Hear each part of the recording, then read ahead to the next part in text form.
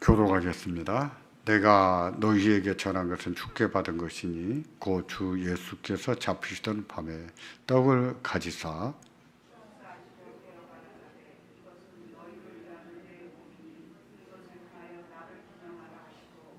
식후에 또한 이와 같이 잔을 가지시고 가라사대 이 잔은 내 피로 세운 새 언약이니 이것을 행하여 마실 때마다 나를 기념하라 하셨으니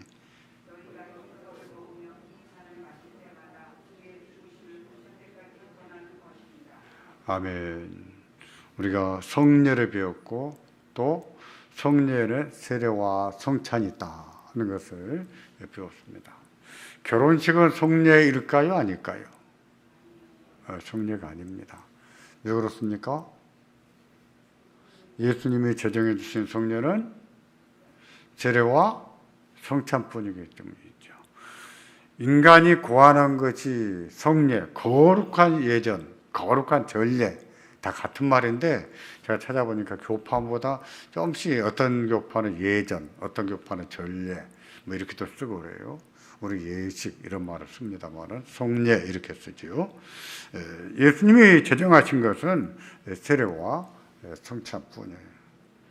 우리가 유혹을 받는 것 중에 하나가 어떤 것이 있냐면은 갑자기 집안에 예수 믿지 않던 아버지 어머니가 돌아가신다. 그럴 경우 목사님 우리 어머니 돌아가시려고요. 빨리 오셔서 세례 좀 주세요. 이런 말씀들. 그때 꼭 세례 줘야 될까요? 그렇지 않습니다. 세례 준다고 해서 구원받습니까? 아니잖아요. 세례 받았다고 해서 그 사람이 뭐 지옥을 안 갑니까? 안 믿는 사람인데. 그런 게 아니거든요. 중요한 것은 우리가 주를 영접했느냐 안 했느냐, 구원을 받았느냐 안 받았느냐 이것이지요. 그렇다는 뜻으로 베푸는 것이 뭐예요? 세례고 성찬이에요. 그러니까 세례와 성찬은 인호다 이런 말을 썼었죠. 도장, 또 표호다, 표다 이런 말을 썼었지요.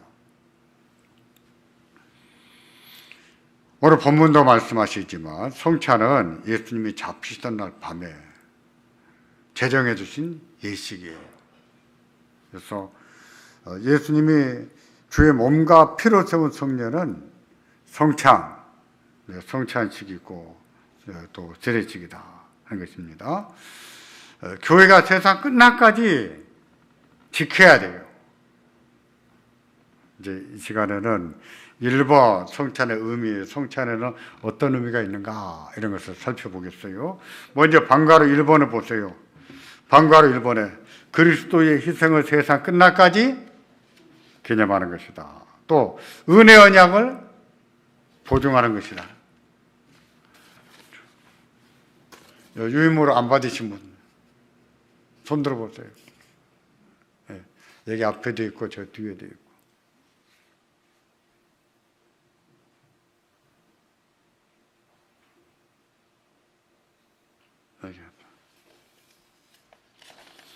은혜 언약이 무엇이죠? 언약에는 행위 언약이 있고 은혜 언약이 있었죠. 물론 그 전에 속죄 언약이라는 게 있습니다. 이제 잘 안 배우지요. 놔두고 행위 언약은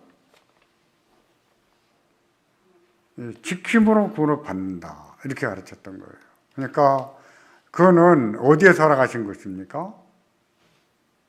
에덴 동산에 있었던 것이죠. 이것을 동산 중앙에 있는 거하시리 열면 따먹지 마라. 먹는 날은 정령 죽으리라. 이렇게 했잖아요. 근데 지키지 않았잖아요. 그래서 아담이 낙원에서 추방을 받잖아요. 은혜 언약은요. 은혜 언약은 예수 그리스도를 믿음으로 구원을 받는 것. 하나님 은혜 가운데 구원을 받는 것이지요. 그럼 아브라함은 행위 언약으로 은혜를 받았습니까? 은혜 언약으로 받았습니까? 아브라함 은혜 언약으로 받았죠. 하나님이 그 믿음을 그의 의로 여기셨다 그랬었잖아요. 그러고 보면 구약의 성도들은 율법을 지킴으로 구원을 받은 거예요? 믿음으로 받은 거예요? 믿음으로 받았어요. 우리도 마찬가지 믿음으로 받았어요. 구약의 성도들은 율법을 지킴으로 받았고 신약의 성도들은 믿음으로 받습니다. 틀린 말이에요. 그런 게 아니에요. 이런 은혜의 언약, 우리가 믿음으로 예수 그리스도의 그 십자가의 죽음과 부활로 그 은혜로 구원을 받습니다 하는 것을 보증하는 의미가 있는 것이 성찬식이고, 또 3번 넘겨서 영적인 양식과 성장의 방편, 은혜의 방편 이렇게 말하거든요. 하나님이 우리에게 은혜를 주셔서 자라나게 하는 방편 중에 하나가 뭡니까? 말씀이고 또 성찬이고 성례고 그랬죠. 그러니까 세례도 그렇지만 성찬이 그래요. 성찬 예식을 거행함으로 우리 믿음이 자라가는 거예요. 그런데 어찌된 일인지 한국교회는 성찬에 참여함으로 믿음이 자라는 것 같습니다. 이런 말을 들어보기가 참 힘들어요. 그거는 왜 그럴까? 성찬에 대한 올바른 지식이 없기 때문이 아닌가 이런 생각이 들기도 합니다. 네 번째, 성찬식을 통해서 성도의 의무를 이행하는 방편, 성도의 의무가 무엇인가 그 의무를 이행해야 된다 하는 것을 알게 하는 방편이 되고, 다섯 번째, 그리스도의 지체로서의 교통의 서약, 많은 우리가 한 몸입니다 하는 것을 나타내고, 또 그런 것을 서약하는 그런 의미가 성찬이에요. 그러니까 성찬을 받는다면은 받을 때 우리는 한 몸입니다 그런 의식을 때문에 이렇게 불화를 겪는 사람들, 다툼이 있는 교회는 성찬식을 거행해야 될지 고민을 많이 해야 됩니다. 고민 많이 해야 돼요. 왜냐하면 성찬 자체가 하나됨, 교통, 성도의 교통을 의미하는 것이 있거든요. 이제 앞에서부터 보겠습니다. 성찬의 의미에서 그리스도의 희생, 이것은 십자가의 죽음이지요. 희생을 세상 끝날까지 기념하는 것, 기억하는 것이에요. 기념하는 것. 성찬은 눈으로 보는 설교다 그랬습니다. 누가 했을까요? 토마스 왓슨이라고 하는 목사님이 하시는데, 이분은 영국의 청교도 신학자입니다.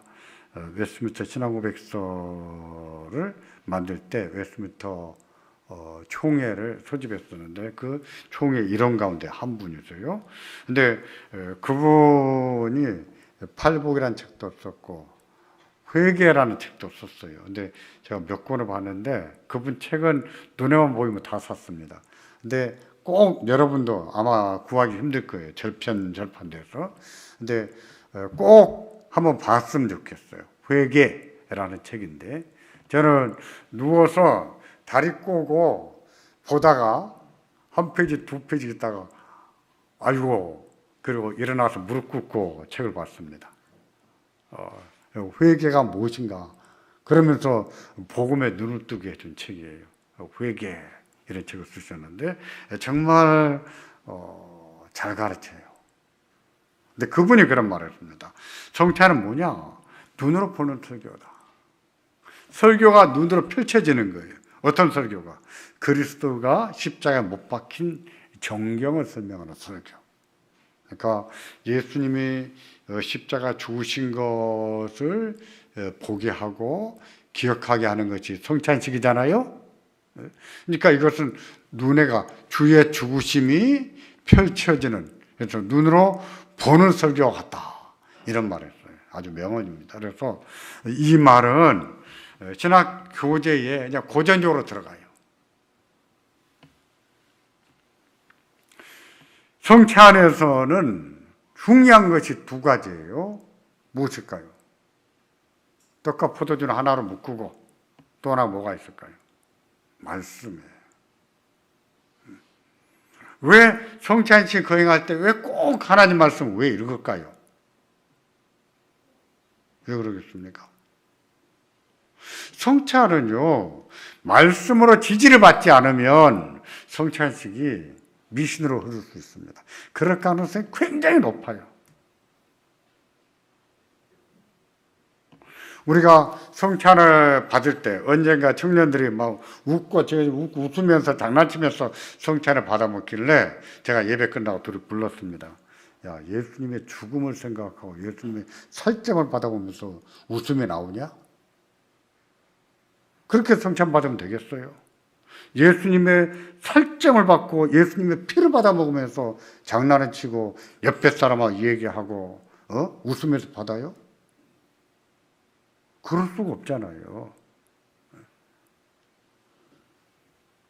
그런데 우리는 이 성찬을 받아 먹을 때 이 자체에 대한 엄숙함과 경건함이 있어야 되지만 그렇다고 해서 이 성찬의 떡이나 피, 저 포도주가 거기에 무슨 신통력이 나타나는 것은 아니지요. 아니에요. 그런 거 없습니다. 아픈 사람에게 성찬을 베푸는 예가 옛날에 과거에 있었어요. 한국교회 얘기가 아닙니다. 중세 이후의 교회들 얘기입니다. 왜 그랬을까요? 성찬을 받아 먹으면 병이 나을 것이라 신통력이 있는 것처럼 생각했죠. 그런 거 아닙니다. 성찬은요, 하나님 말씀의 지지를 받을 때 미신으로 흐르지 않으면서 성찬의 의미가 드러나는 겁니다. 그래서 성찬을 베풀 때는 성경 말씀을 꼭 관련된 말씀들을 읽어주고 또 설교도 하는 것입니다. 성찬 제정 말씀 1번, 우리를 위해서 자신을 주신 은혜를 되새기게 한다. 성찬을 받을 때 이 떡은 무엇인지, 이 포도주는 무엇인지, 그러면서 의미가 무엇인지 말함으로 인해서 우리를 위해서 자신을 주신 예수님의 은혜를 되새기게 하는 것이죠. 그렇다면은 그런 것이 되새겨지면은 성찬에 참여함으로 우리 믿음이 자랄까요, 안 자랄까요? 자라야지요. 자라야 정상이죠. 두 번째로 성찬에서 중요한 요소가 하나님 말씀이고 또 하나가 뭐라고요? 떡과 포도주. 그리스도의 몸과 피를 떠올리며 그 고난을 기억하게 한다. 그러니까 우리가 성찬에서 떡과 포도주를 받으면서 예수님의 살과 피를 떠올려야 되겠죠.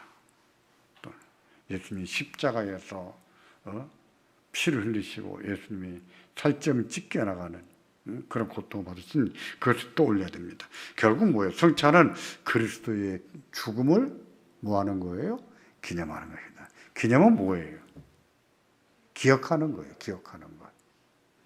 기억하는 것입니다. 두 번째로 성찬은 은혜의 언약의 보증이다 였습니다. 그리스도는 십자가에서 스스로 희생제물이 되셔서 단 한 번의 희생제사로, 여기서 단 한 번, 이 말이 중요합니다.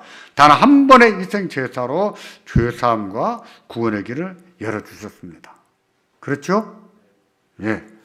이 진리를 믿는 성도가 성찬을 받을 때 성령 하나님은 그리스도의 희생이 주는 은혜를 우리에게 보증해 주는 거예요. 우리가 구원을 받은 자로서 진리를 압니다. 근데 성찬을 받았어요. 근데 성찬은 무엇과 무엇을 의미한다고요? 예수님의 살과 피를 의미한다 그랬습니다. 예수님의 살과 피를 의미하는 그 성찬을 받아 먹을 때 하나님 말씀이 떠올립니다. 그때 성령 하나님은 우리 마음속에 우리에게 그 모든 은혜, 예수님이 십자가에 죽으심으로 주시는 모든 은혜를 정말 그렇다고 보증해 주는 거예요. 따라서 우리는 성찬을 받으면서 하나님 말씀이 그대로 될 줄로 믿어야 되겠죠. 믿어야 됩니다. 이런 사실을 봐도 우리가 성찬을 잘 받게 되면, 의미를 잘 생각하면서 받는다면 성찬을 통해서 믿음이 자라겠어요? 안 자라겠어요? 자라야지. 확신이 될 생각이에요. 오늘 일부 예배 끝나고 집에 들어갔더니 제 아내가 이제 이동영 산소발생기 고장이 나가지고 오늘 예배 못 나왔습니다. 그래서 영상 예배를 드렸어요. 여보 오늘 일부 예배 설교 좋았어요. 왜? 했더니 예수님 얘기를 많이 해서 좋았어요. 저번에 그 얘기 잘해요. 잘했습니다.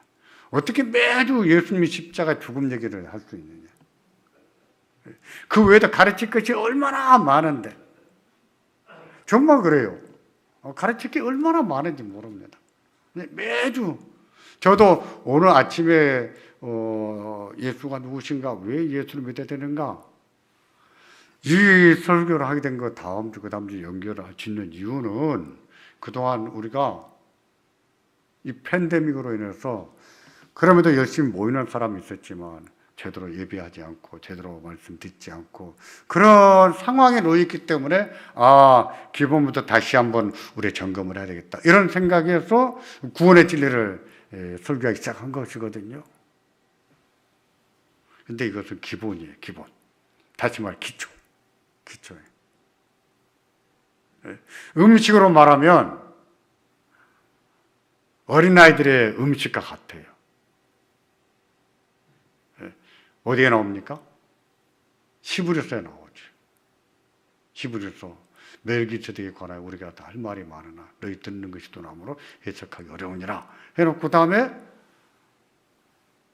그 다음에 멜기세덱에서 얘기하고, 그러나 우리가 항상 기초만 닦지 말고 하면서 기초가 뭔가를 쭉 얘기하는 가운데 세례 얘기도 하고 죽은 자의 부활도 얘기하고 예수님의 죽음 얘기다. 이런 건 다 기초예요, 기초. 맨날 그것만 말할 수 없어요. 우리는 그 기초 위에 뭘 해야 됩니까? 집을 지어야 되죠. 믿음 생활은 기초만 닦는 것이 아니에요. 기초공사 하다가 집 못 짓는 거와 똑같아요, 그거는. 기초공사를 해서 그 위에 집을 지어야 되죠. 그게 믿음 생활이에요.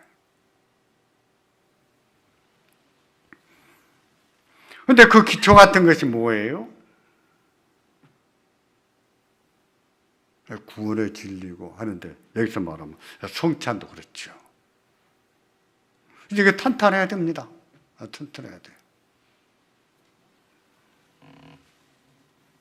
그 다음에 즉 성찬은 세례와 마찬가지로 그리스도가 성취하신 은혜의 언약을 보증한다. 다시 말해서 그리스도로 말미암아 주신 죄사함이나 구원을 되새기게 되는 것이죠. 죄사함, 구원 이런 것을 되새기는 것입니다. 뭘 통해서? 성찬을 통해서. 이런 사실을 봐도 우리가 성찬을 잘 생각하고 이해하고 참석한다면은 이 성찬을 통해서 믿음이 더 견고해지고 자라갈 수 있죠.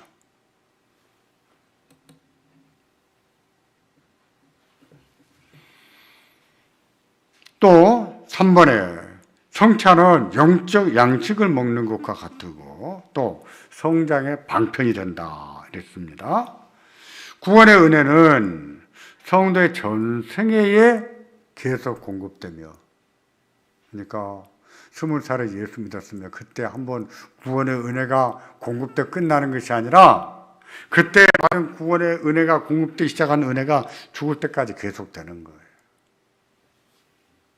그 표호와 인장이 무엇이다? 성찬이다. 그냥 성예배부터 다 한 거예요. 그래서 성찬이 전하는 증거는 성도에게 구원의 은혜를 더 어떻게 한다? 강화한다. 구원의 확신을 더 갖게 해주는 방편 가운데 하나가 또 뭐예요? 성찬이라는 것입니다. 그런 것을 보면 성찬식 거행할 때 하나님 말씀을 읽어주고 들려주는 거 얼마나 중요합니까? 여러분 잘 들으셔야 돼요. 성찬을 받아먹는 데도 집중해야 되겠지만 그것만이 아니라 읽어주고 들려주는 말씀을 잘 들으셔야 됩니다. 그렇게 함으로 우리가 구원의 믿음을 더 강화시켜 나갈 수 있죠. 이처럼 성찬은 성도의 영적 양식과 성장을 위해서 그리스도가 제정하셨다. 그러므로 성찬식을 자주 거행해야 되겠습니까? 안 해야 되겠습니까? 자주 해야 되죠. 저는 이렇게도 말하고 싶어요. 우리가 성경 가르칠 게 많아서 매주 예수님의 십자가의 복음 설교를 할 수는 없지만 성찬식을 자주 거행함으로 복음 설교를 할 수 있다. 이렇게도 설명하고 싶어요. 본래 종교개혁 이전에는 지금의 가톨릭 교회죠. 그때는 교회 그러면 다 하나의 교회였으니까 개신교고 그런 거 없이 하나의 교회였으니까 그때는 성찬식을 늘 거행했습니다. 칼빈 선생님도 종교개혁을 하면서 성찬식을 매주 하기를 원하셨어요. 우리가 미신적으로 생각하는 것을 고쳐야지 성찬식을 중단해서는 안 된다. 자주 해야 된다. 그래서 매주 하기를 원했습니다. 그런데 성찬식을 매주 하니까 가톨릭하고 별로 구분이 안 되는 것 같은 거예요. 그래서 칼빈 목사님 매주 하지 말고 한 달에 한 번만 하면 좋겠습니다. 그래서 성찬식을 한 달에 한 번 하게 된 거예요. 근데 미국 교회는 4번, 한국 교회는 미국 교회 영향을 받았기 때문에 그것도 반타작해서 2번. 한국 교회는 대개 2번 하지.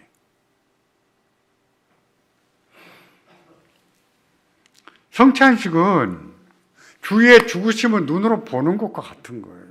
복음을 듣는 것이고요. 성찬식을 거행하면 우리 믿음이, 구원의 믿음이 강화되는 거예요. 더 커가는 거예요. 그러므로 성찬식을 자주 거행해야 됩니다.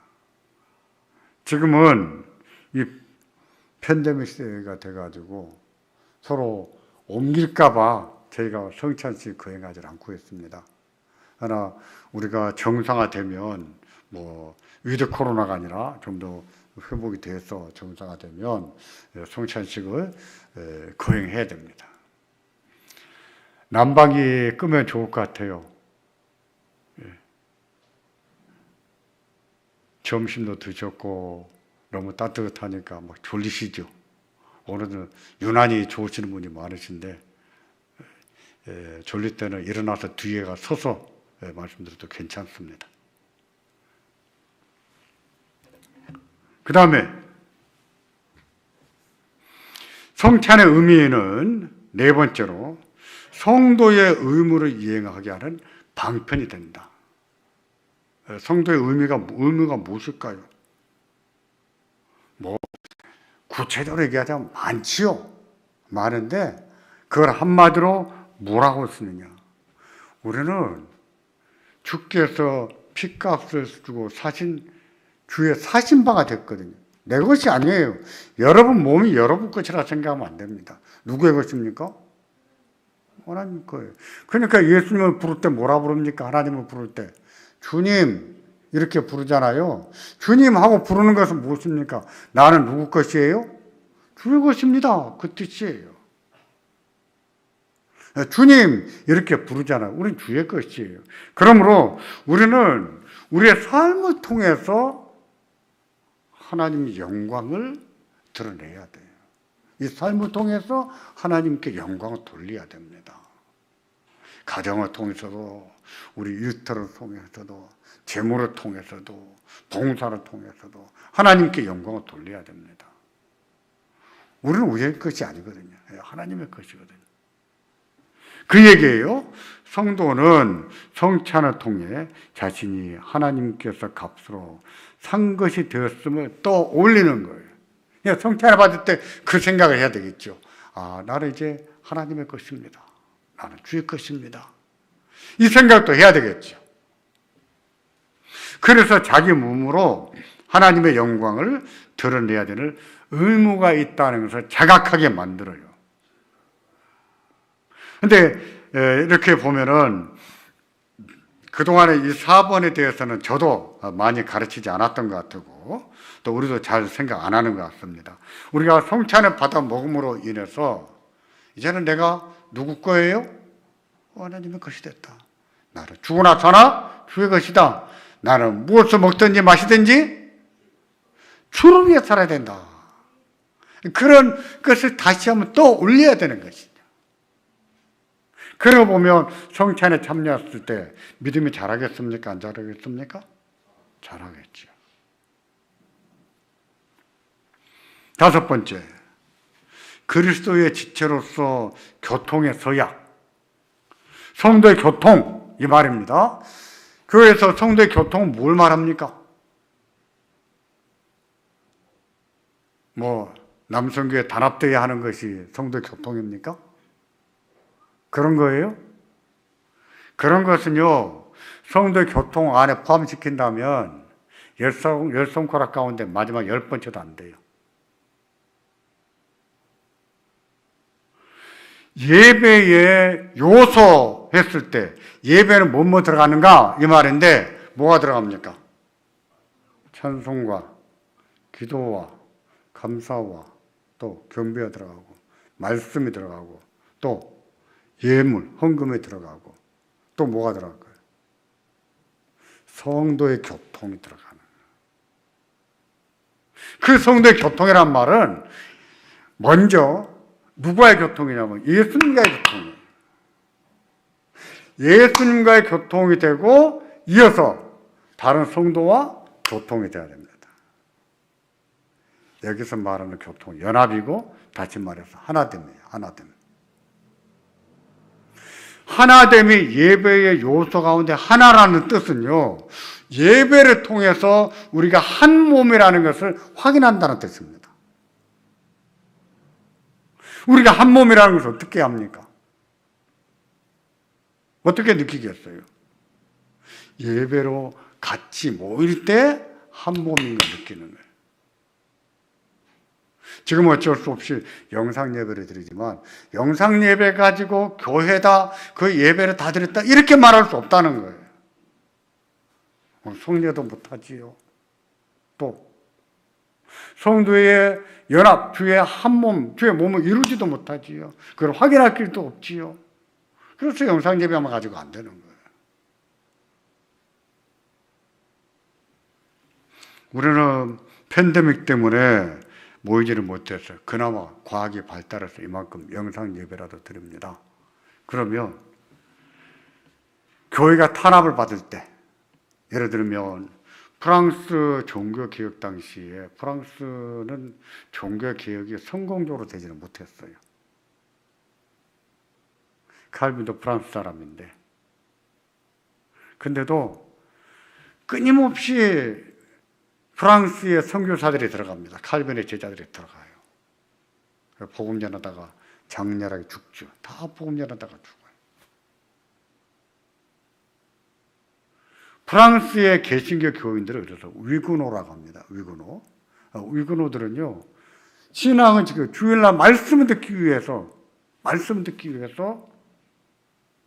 마치 우산 쓰고 양산 쓰고 이렇게 멋지게 차려입고 자기들 산책 나가듯이, 데이트나 하는 듯이 나가서 어느 들판에 모여서 하나님 말씀을 듣고 빨리 흩어지고 이런 식으로 믿음을 지켰습니다. 많이 죽었죠. 많이 죽었죠. 근데 그네들은 어디에 목숨 걸었냐면 진리에 목숨 걸었어요. 진리. 우리는 이러다가 죽는다고 하죠. 왜 우리가 이렇게 말씀 듣기 위해서 모여야 되나? 진리이기 때문에. 그거예요. 진리의 문제예요. 그리고 여왕 마고, 그 영화에 보면은 나중에 계략에 걸려가지고 기독교인들이 몰살을 당하잖아요. 우리 화해하자, 평화협정 맺자 해가지고 모였는데 사실은 꼼수였어. 함정이었어. 그래서 개신교인들이 모일 때 가서 다 물살을 시켜버리죠. 그래서 위그노가 막 흩어집니다. 지금도 프랑스 위그노들이 있어요. 그리고 그 위그노 자손들은요, 우리는 위그노다, 그런 자부심을 가지고 삽니다. 그래서 물건 하나 만들어도 위그노 이런 표시도 내기도 하고요.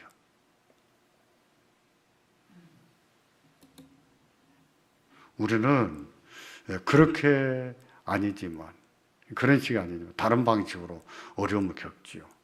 그런 상황에서 영상으로 예배 드릴 수 있는 것은 그나마 다행이죠. 다행인데 그걸로 교회라고 말할 수 있는가? 예배를 다 드렸다 말할 수 있는가? 그러기에는 부족하다. 그것입니다.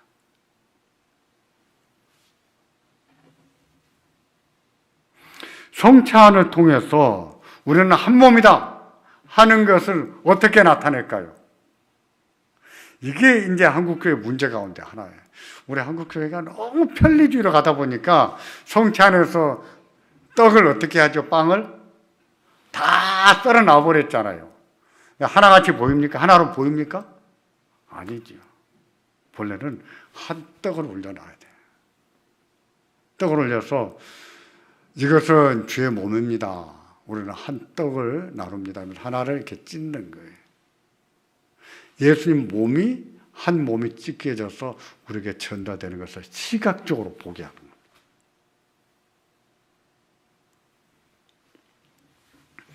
그리스도는 한 덩이의 떡과 한 잔의 포도주를 나누라고 하셨습니다. 또 성경은 한 떡을 나누는 많은 우리가 한 몸이라고 그랬어요.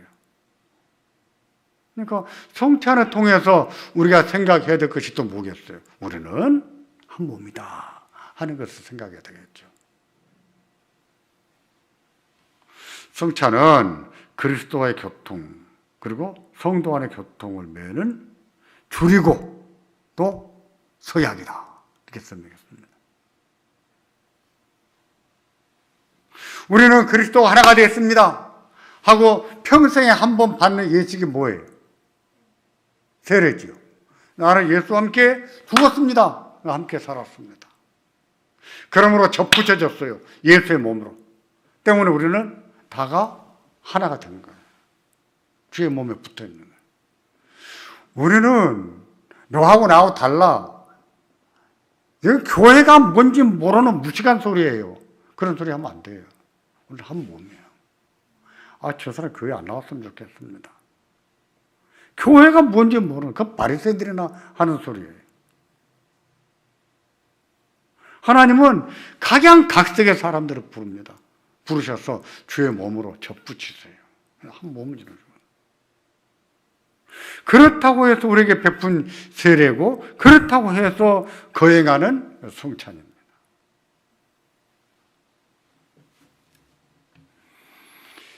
성찬 예식의 일반적인 문제들을 참고하겠습니다. 먼저는 성찬 예식의 의미입니다. 성찬 예식은 희생인가? 그 말은 뭐냐면 제물로 바친 제사인가? 그 뜻이에요. 성찬식이 제사입니까? 예배가 제사입니까? 예배 제사가 아니에요. 제사라는 말은 뭡니까? 희생. 짐승을 잡아 드린 희생의 의미가 있는 거예요. 희생의 의미는 뭐예요? 죄사함을 주는 제사, 그거예요. 예배가 죄사함 받기 위해서 드리는 거예요? 아니에요. 하나님께 감사와 찬송과 존귀와 영광과 경배를 돌리기 위해서 드리는 것이 예배예요. 죄사함은요, 우리가 믿을 때 받았어요. 믿을 때. 그러므로 예배는 희생, 죄사함 받기 위해서 드리는 것이 아닙니다. 아셨죠? 죄사함 받기 위해서 예배하는 것이 아니에요. 그럼 누가 그렇게 합니까? 그렇게 해요. 그 다음 보세요. 가톨릭은 성찬식을 그리스도의 희생제사와 동일하다고 가르친다. 가톨릭 교리서 1992년 초판인데 로마 가톨릭 교회가 발간한 거예요. 현재 가톨릭의 신학 규범이에요. 여기에 보면은 그리스도의 희생제사와 동일하다. 뭐가? 성찬. 그러니까 성찬은 제사다. 이렇게 보는 것이죠. 그러나 성찬식은 희생제사가 아닙니다. 그 희생을 기념하는 것에 불과해요. 기념하는 것. 기억하는 거예요. 그래서 그리스도가 다시 바쳐지거나 죄를 사하는 제물로 드려지는 것이 아니에요. 아셨죠? 예. 이거 구분 잘해야 돼요. 그거 잘 모르니까 자꾸 그런 말 하는 거예요. 우리가 일주일 동안 죄 가운데 살다가 죄를 용서받기 위해서 오늘 이렇게 예배로 모였습니다. 이런 기도는 무식한 기도입니다. 네? 그렇게 기도할 것 같으면은 공기도 기도하면 안 돼요. 그래서 장로가 되려면은 신학적으로 상당한 지식을 갖춘 자여야 된다. 이렇게 헌법이 못 받고 있는 거예요.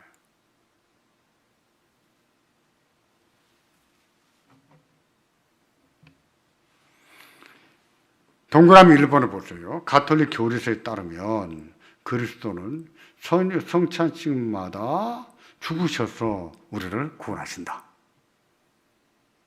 그러니까 우리는 매번 구원을 받아야 돼. 매번 구원을 못 받고 매번 구원을 받아야 되는 게 돼버린 거예요.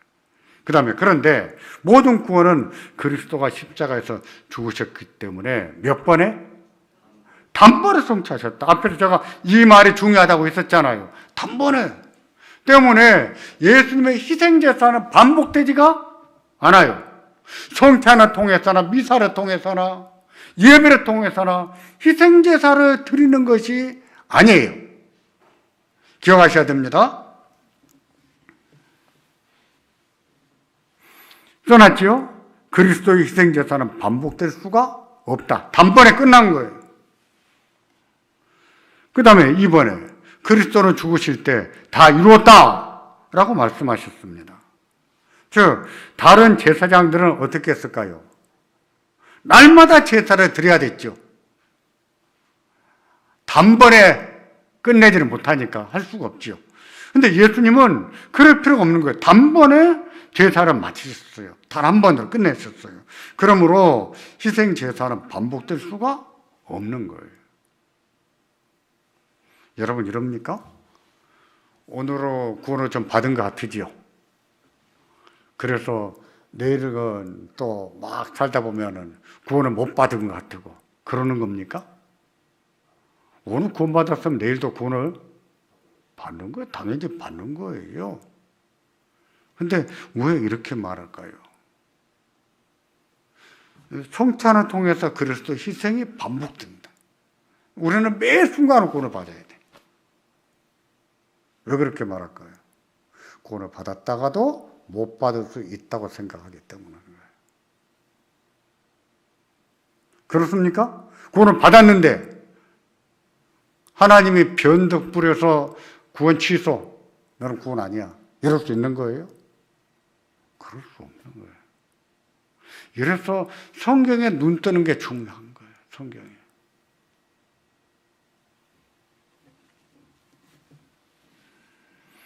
성찬의 요소는 무엇과 무엇이죠? 떡과 포도주예요. 구약의 성도들은 뭘로 했습니까?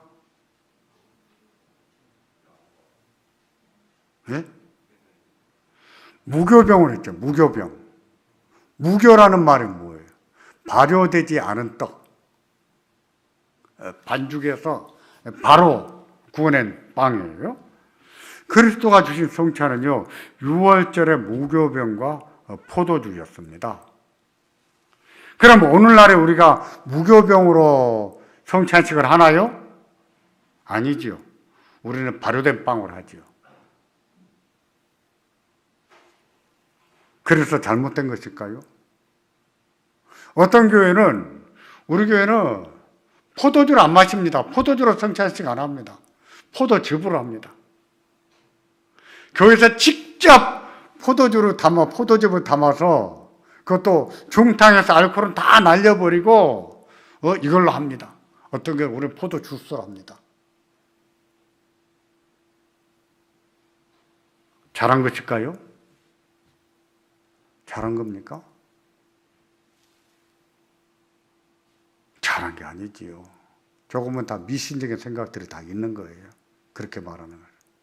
다시 말해서 술을 죄로 여기니까 우리는 포도주를 안 합니다. 포도즙으로 합니다. 이렇게 말할 수 있는 거예요. 술을 죄악시하니까 우리는 직접 담아서 팍 끓여서 중발 알코올을 날려보내고 그걸로 성찬식 합니다. 예수님은요. 포도주를 마셨다고요. 몇 동가는 몰라도.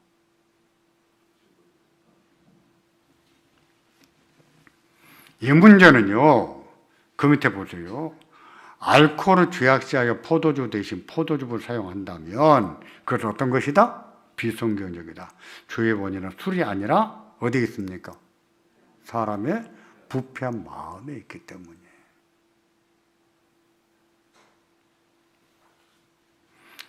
우리는 교회가 포도주 넣고 포도즙 뿌리다 그럼 그걸 할 수 있어요.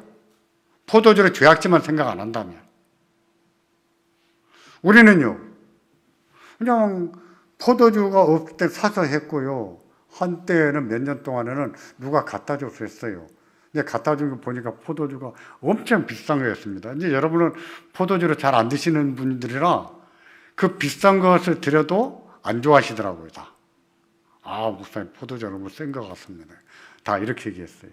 아마 진로나 사다 드리면은 괜찮았을지 모르겠어요.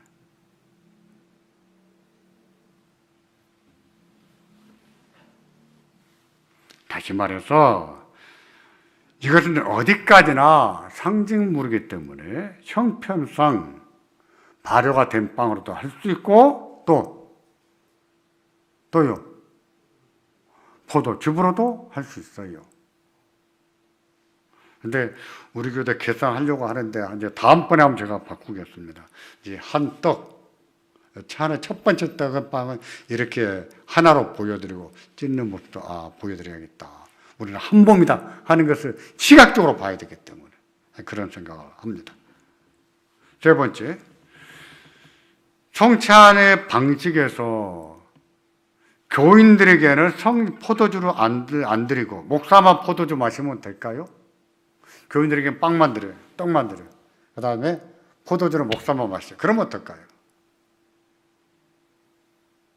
됩니까? 안 됩니까? 안 되지요. 왜 안 됩니까? 예수님이 성찬식을 제정하실 때는 포도주를 주시면 따라 주시면서 이것을 갖다가 나누라, 먹으라, 마시라, 너희끼리 나누라 이러셨거든요. 그러니까 이것은 너무 신성하고 너무 거룩히 해서 성도들에게 주면 안 돼 라고 하는 생각이 있는 것이죠. 안 주는 거는. 목사는 너무 거룩하니까 포도주를 마시고 성도들은 너무 거룩하지 않으니까 성도들한테는 포도주를 주면 안 돼. 그런 생각이 있죠. 그건 잘못된 생각이에요. 우리 개혁파 교회는 목사가 제사장일까요? 아니죠. 목사는 제사장 아니에요. 여러분은 제사장입니까? 제사장이죠. 모두가 하나님 앞에서 제사장이다. 이렇게 말할 수 있죠. 그런 점에서 목사나 성도나 다 제사장이다. 이렇게 말할 수 있어요. 이제 목사만 성직자인 것처럼 목사는 제사장이고 성도들은 평신도고 이렇게 구분짓지 않습니다. 그래서 우리 개혁파 교회들은 평신도, 성직자 이런 말 안 쓰는 거예요. 평신도, 성직자 이렇게 구분하는 것은 이분법이에요. 성직자는 거룩하고 평신도는 거룩하지 못하고 거룩하고 거룩하지 못하는 것으로 구분짓는 겁니다. 그렇게 서용하지 않습니다. 그럼에도 거기다 이해가 부족하신 분들은 뭐 성직자 또는 뭐 평신도 이런 말을 쓰기도 해요. 야, 그런 거 너무 따지지 마시고 여러분은 알고 계시되 누가 그런 말 쓰시거든 그 틀렸습니다 이러지 마시고 지나가세요. 근데 제가 가르치는 것이 옳은 줄로 아십시오. 칼빈 선생님이 그렇게 가르쳤어요.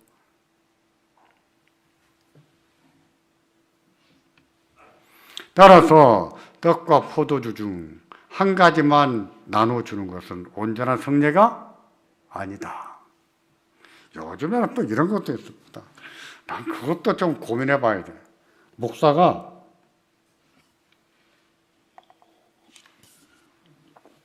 성찬식 빵을 집어서 포도주에다 찍어가지고 주는 거예요. 또 그런 성찬식도 있더라고요. 그래서 저 또 어디서 보고 저렇게 하나 이런 생각이 들었습니다. 근데 그게 되나? 하여튼 의문이 있어요. 네 번째, 성찬과 예수님과의 관계입니다. 이 말은 뭐냐면 우리가 떡과 포도주를 먹으면 우리 몸 안에 들어가서 이것은 내 살이요 했으니 예수님의 살로 확 변할까요? 그렇다고 생각하는 것을 화채설이라고 합니다. 보세요. 성찬식의 떡과 포도주는 십자가에 못 박히는 그리스도와 깊은 관계가 있지만 어디까지나 무엇이다? 상징이다. 즉 떡과 포도주를 그리스도의 몸과 피라고 부르지만 실제로 떡과 포도주로 변하는 것이 지단이다. 아니다. 이거예요. 그 밑에 그런데 가톨릭은 떡과 포도주가 그리스도 육신으로 바뀐다고 말한다. 이걸 뭐라고 해요? 화채설. 근데 루터파 교회는 그건 아닌 것 같다 해서 설명할 때 뭐라고 설명하냐면 떡을 받을 때 떡 위에나 속에나 밑에나 옆에나 그리스도가 붙어 있다. 이렇게 설명했어요. 함께 있다. 그래서 공제설이라고 합니다. 보세요. 루터파는 떡과 포도주가 그리스도 육신으로 바뀌지는 않지만 그 안에 또는 밑에 존재한다고 주장한다. 이런 주장들은 그리스도의 육신이 이 땅에 존재하신다는 것을 의미하는데 그러나 그리스도 육신은 말씀하신 대로 우리를 위해서 땅을 떠나 어디로 가셨습니까? 아버지께로 가셨습니다. 아버지께. 우리에게 다시 오신 보혜사는 누구예요? 성령이에요. 예수님은 보혜사입니까? 아닙니까? 예수님도 보혜사예요. 제자들에게는 보혜사라. 12제자들에게 보혜사입니다. 근데 예수님은 나 말고 다른 보혜사를 너희한테 보내주겠다 이러셨잖아요. 다른 보혜사 누구로 말합니까? 성령님. 보혜사가 무슨 뜻일까요? 변호사 그런 뜻입니다. 변호사.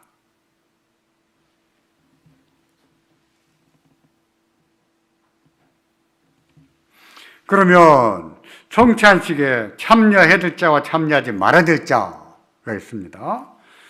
제가 성찬식에 베풀 때 늘 어떤 분은 성찬을 받지 마십시오 이렇게 말했던 거 기억나십니까? 어떤 분이에요? 첫 번째, 교회에서 성찬을 받지 말라고 제재를 당하신 분. 그걸 뭐라고 할까요? 수찬 정지라고 해요. 이거는 권징 가운데 굉장히 엄격한 벌입니다. 제명 그 밑에 벌이에요. 제명 그 밑에. 그래서 교회 판례에 따르면은 수찬 정지를 받은 사람은 해벌돼도 해벌된 시점부터 5년 동안 교회에 직분을 받거나 다른 것을 하지를 못해요. 그만큼 엄격한 벌이 수찬 정지예요. 교회가 수찬 정지도 그렇게 함부로 하지 않습니다. 그런 사람은 받아서는 안 되고 또 어떤 사람 보고 받지 말라고 했습니까? 회개하지 않은 죄가 있어서 양심의 가책을 받는 분들. 그렇죠? 근데 그런 분은 어떻게 하는 것이 옳다고 했죠? 회개하고 믿음으로 받는 것이 더 옳습니다. 그 겸손이에요. 그럼 보세요. 성찬에 합당치 못한 자들이 떡과 포도주를 받더라도 그것들이 의미하는 바를 받는 것은 아니다. 무슨 말입니까? 합당치 못하게 받으면 성찬이 보증하는 은혜가 임하지 않는다. 그 뜻이에요. 성찬의 은혜가, 성찬이 보증하는 은혜가 우리에게 임하려면 우리가 성찬을 참여할 때 합당하게 참여해야 돼. 그러니까 성찬 우리가 주일 예배가 돌아오면 제가 토요일이 되면 예배를 준비하자 늘 그러잖아요. 한 주로 돌아보면서 회개하고 감사한 일에 감사하자 이러잖아요. 성찬도 그런 거예요. 성찬도 자기를 돌아보고 받아야 되거든. 오히려 말입니다. 그들이 분별 없이 받으면 죄를 회개하지 않고 합당치 않게 받아 먹고 마시면 뭐로 먹고 마시는 것이 됩니까? 성찬을 받고 마시는 것이 아니라 죄를 먹고 마시는 것이 되는 거예요. 때문에 고린도 교회 안에 그런 사람들이 많았어요. 그 시대에는요, 성찬식을 할 때 다 집에서 가지고 왔습니다. 각자가. 교회가 여력이 없어서 그랬는지 집에서 가지고 왔어요. 그러니까 부자들은 좀 많이 챙겨왔겠지요. 가난한 사람은 못 챙겨왔었겠지요. 그럼 어떻게 해야 될까요? 우리가 그리스도 안에서 다 한 몸입니다. 한 형제입니다. 싹 펼쳐놓고 다 이렇게 균등하게 이렇게 나눠서 먹고 해야 되지 않겠어요? 그렇죠? 그래야 됩니다. 근데 부자들은 배불리 먹고 막 마셔가지고 예배도 시작하기 전에 막 취하고 이런 일이 벌어진 거예요. 그러니까 오늘날의 성찬식까지 오기까지는 교회가 역사적으로 시행착오로 많이 겪으면서 이렇게 온 겁니다. 고린도서에서 바울이 성찬 가지고 야단을 친 이유가 그런 거예요.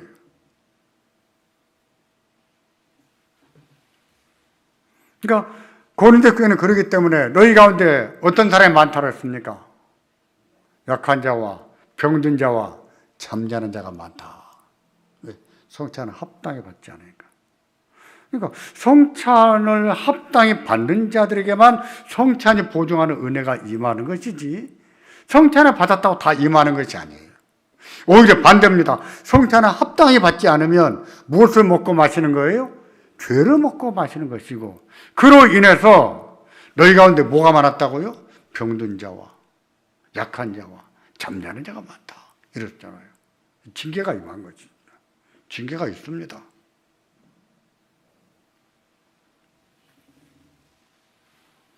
따라서 합당치 못한 자들은 회개하지 않는 한 성찬에 참여해서는 안 된다. 세례를 받은 자도 참여하지 말아야 될 때가 있습니다. 세례 받았지만 그리스도 일에 충실하지 않고 규모 없이 행하면 그 길을 바꿀 때까지 성찬 참여가 금해야 된다. 예를 들면 첩지라는 남자나 첩지라는 여자에게 세례를 줄 수 있는가? 줄 수 있어요? 국조에 안 줍니다, 교회는. 마찬가지. 간음죄를 지으면 성찬을 받을 수 있을까요? 받을 수가 없지요. 회개하고 자기의 길을 바꿀 때까지 성찬 받으면 안 되는 거예요. 근데 나만 안 받으면 좀 쪽팔린 듯이 그러니까 그냥 용감하게 받아 먹지요. 죄를 먹고 마시는 거예요. 성찬은 표호고 인호입니다. 상징물이지 그 자체가 실질적인 효력이 있는 것은 아니에요. 그러나 합당하게 받으면 성찬이 의미하고 성찬이 보증하는 은혜가 그 사람에게 임합니다. 성찬을 받을 때 합당하게 받도록 준비를 해야 되겠습니다. 기도하겠습니다.